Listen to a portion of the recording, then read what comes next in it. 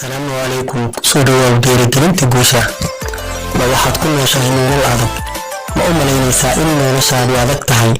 Ma u malaynaysaa in aanad guulaysan karin sababtoo ah faqiir baad tahay ama sababtoo ah malihid hanti kugu filan? Haddaba wax yar sug haddaasaa moodaysid ilaa aad ka arkaysid sheekada noloshii Abrah. Abrah waxay ka dhalatay qoys faqiiriin ah. Hooyadeed iyo aabaheed waxay ahaayeen kuwo mar kasta istagaala oo isfahan fiican aanu dhex oolin, ugu dambeyntiina kala tagay.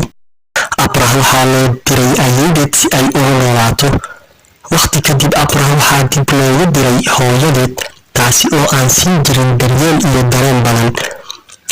Waxaan u maleynayaa inaad sawiran karto dhibaatada ay leedahay waalidkii ku dhalay oo iska kaa fogeynaya kuna inkiraayo. Abrah waxay dareentay in aan la jeclayn, waxayna bilowday inay isticmaasho daroogooyin iyo maandooriyaal si ay iskaga yareyso murugada iyo xanuunka niyaddeeda haysta. Waqti kadib Abrah waxaa loo diray aabaheed si ay ugu noolaato, kaasi oo ahaa nin aad u adag. Inkastoo aabaheed ninkaa adag ahaa, haddana wuxuu ka caawiyay sidii ay iskaga joojin lahayd daroogooyinka ay isticmaalayso oo ay xoogga u saari lahayd dhisidda mustaqbalkeeda.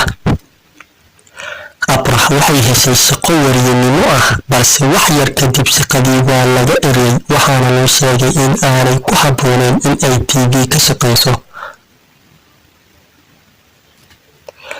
Sideed dareemi lahayd haddii uu qof kuu sheego in aanad ku habboonayn inaad wax qabato, isagoo qofkaas sidaa kuu sheegay uu yahay qof waxaa khabiir ku ah? Miyaad quusan lahayd oo aad rajo dhigi lahayd? Abrah may quusan, mana rajo dhigin.